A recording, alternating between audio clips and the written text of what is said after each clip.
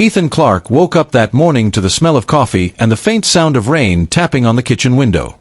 He smiled. It was a Saturday, the one day he didn't have to rush to the office. For weeks, he'd been planning to spend the morning with his wife, Lena, maybe take her out for breakfast, walk by the lake like they used to. But when he walked downstairs, that warmth he expected wasn't there. Lena sat at the table in her robe, staring at her phone, barely looking up. "Morning," Ethan said, trying to sound cheerful. "Morning," she replied flatly, not looking away from the screen. He frowned slightly. "Rough night?" "No," she said. "Just thinking." He poured himself coffee and sat across from her. "About what?" Her eyes finally met his. There was something cold in them, something distant. "About us." That hit harder than he expected. "Us," he repeated. She nodded, taking a breath like she was preparing for something painful. "Ethan, I think we need to stop pretending everything's fine. You work too much, you barely talk to me, and honestly," she paused, "my days feel lighter when you're not around." He blinked, not sure he heard her right. "What?" "I mean," she continued softly, "you bring this heaviness.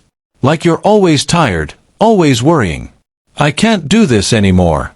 I think both our days would be better without each other." Her words cut through him like glass. Ethan stared at her, coffee cooling in his hand. "You're saying, your day would be better without me?" She didn't flinch. "Yes."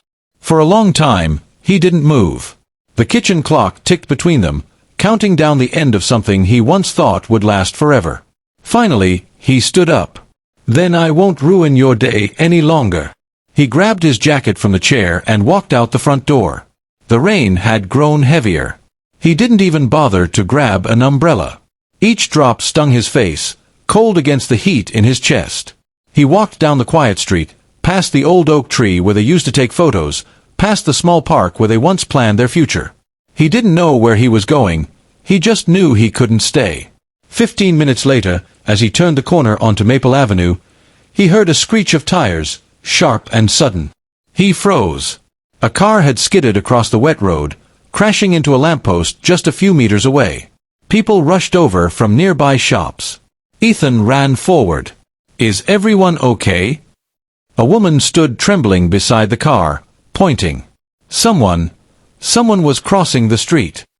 He turned, and the world seemed to tilt beneath him. Lying on the pavement was Lena. His heart stopped. He dropped to his knees beside her, his hands shaking as he reached for her face. "Lena! Lena, can you hear me?" Her eyes fluttered open weakly. "Ethan! What were you doing here?" he asked, his voice breaking. I came to find you," she whispered, struggling for breath. "I didn't mean it. What I said. I was angry. I shouldn't have." "Don't talk," he said, pressing his jacket under her head. "Help is coming, okay? Just stay with me." Tears mixed with the rain on his face. The sirens grew louder in the distance. She gripped his hand weakly. "I just wanted you to come back." He squeezed her hand tighter. "I'm right here.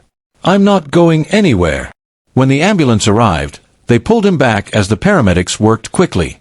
His mind spun. 15 minutes ago, she wanted him gone. Now she was fighting to stay. At the hospital, he sat outside the emergency room for hours, his hands still trembling, her words echoing in his head, "My day would be better without you." But all he could think was how empty his world felt without her in it. Finally, the doctor came out. "She's stable," he said gently. "She'll need rest, but she's going to be okay." Ethan exhaled shakily, covering his face. Thank God.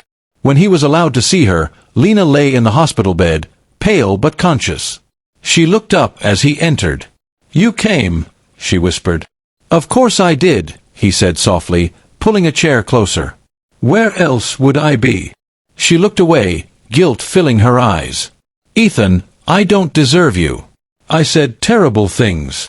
He took her hand carefully. "You were hurt. Angry. I get it." "No," she said firmly. "You didn't deserve that. You've been trying, even when I didn't see it. I pushed you away because I was scared you'd stop loving me. But I think I stopped loving myself first." He shook his head slowly. Lena, we've both made mistakes. But I never stopped caring. Tears welled in her eyes. I know. And I almost lost the chance to make things right. He brushed a strand of hair from her forehead. Then let's start again. No more words we don't mean. No more walking away. She nodded weakly, whispering, "Deal."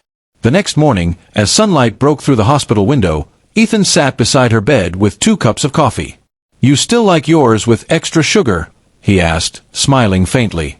She nodded, smiling for the first time in weeks. "You remembered." He handed her the cup. "Always will." They sat there in silence, sipping coffee, not talking about the past, just breathing in the quiet gift of another chance. Outside, the rain had stopped.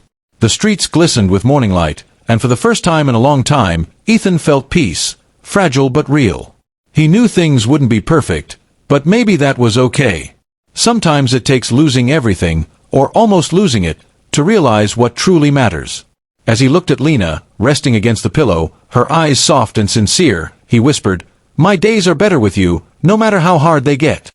She smiled faintly, reaching for his hand. "Then let's make every one count." And this time, they both meant it.